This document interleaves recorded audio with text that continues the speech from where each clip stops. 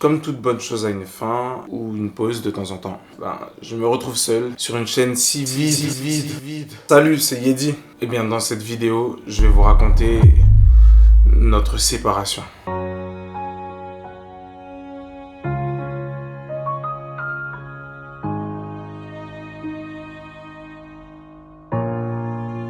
Vous savez, quelquefois, quand deux personnes s'aiment de tout leur cœur, d'un amour indescriptible, eh bien ça peut arriver qu'il y ait des chamailleries, des disputes, querelles, barouf, engueulades, prise de tête. Parfois, il y en a, ça se pétasse chez eux. Mais le plus souvent, ces deux amoureux se réconcilient de la meilleure des manières, avant que l'un des deux n'aille trop loin, bien sûr. J'ai pas envie de dormir, j'ai envie de toi. Je veux faire l'amour. Sinon, si la réconciliation tarde un peu à arriver, il est possible de temps en temps qu'il y ait des actions qui puissent arriver des deux côtés, des actions très regrettables et irréversibles la plupart du temps. Le plus souvent, c'est les meufs qui pètent des câbles. Enfin bref, elle a supprimé nos vidéos, comme ça c'est dit. Voilà, je vais pas tourner autour du pot. Elle a pas archivé, elle a supprimé.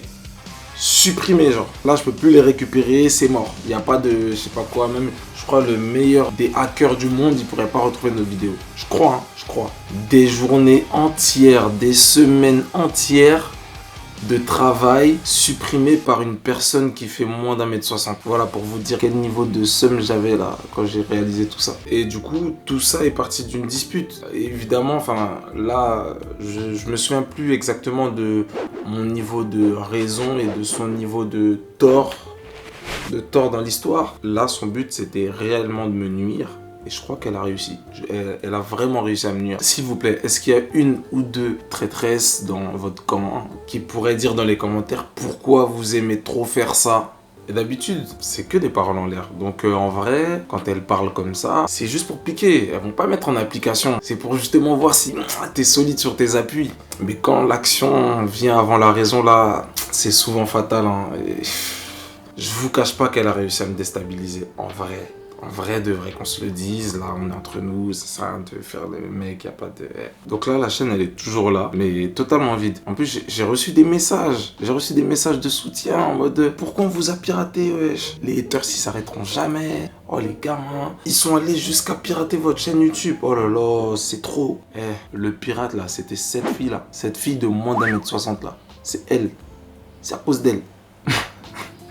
Moi, j'avais tellement honte de la situation que je me suis accroché à cette perche que vous m'avez tendue. Et je disais, vas-y, t'inquiète même pas, les jaloux, je les calcule même pas. Mais vas-y, on va se relever, t'inquiète pas, on va se relever. Et ça va prendre le temps qu'il faut, mais on va revenir. En vrai, ça m'a permis de me poser pour réfléchir à la manière dont j'allais amener ma chaîne YouTube, ce que j'allais pouvoir y faire, ce que j'allais pouvoir donc vous proposer. Parce que oui, le lancement d'une chaîne YouTube, c'est pas facile du tout, surtout quand on a très peu de temps libre et encore moins de temps pour les réseaux. Mais ici, sur cette chaîne, j'aimerais bien que les personnes qui ne me connaissent pas, du coup, me découvrent et que les personnes qui me connaissent déjà se disent il a relancé sa chaîne YouTube là, le forceur là.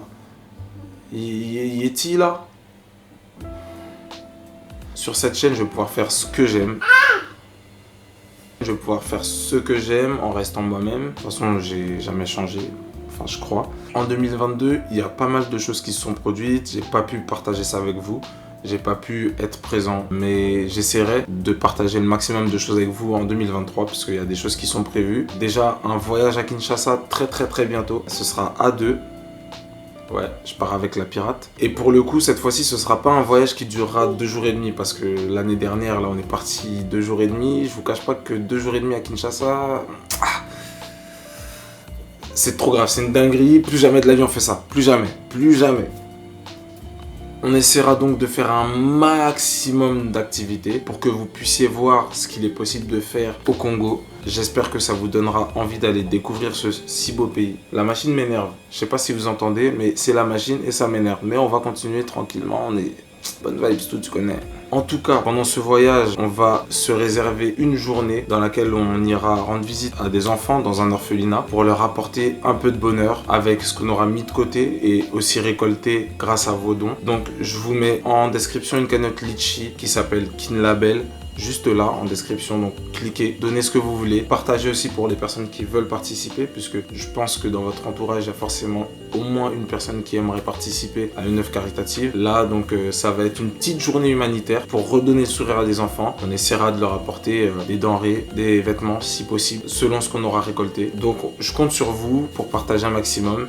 Le voyage aura lieu très bientôt, au tout début 2023. Revenons à ma chaîne, si vous voulez me soutenir ou tout simplement que vous êtes passé par là, ça vous a plu, vous voulez voir la suite, vous voulez me découvrir, Mila s'il te plaît. Abonnez-vous, mettez le pouce vers le haut, c'est mieux parce que ça encourage, alors que le pouce vers le bas, ça décourage un petit peu, donc c'est pas tellement cool je crois. Ah oui, et avant de se quitter, je me sens encore un petit peu moins seul depuis le 15 septembre. À quand, je ne sais pas, mais je vous promets que je reviens très vite. Salut!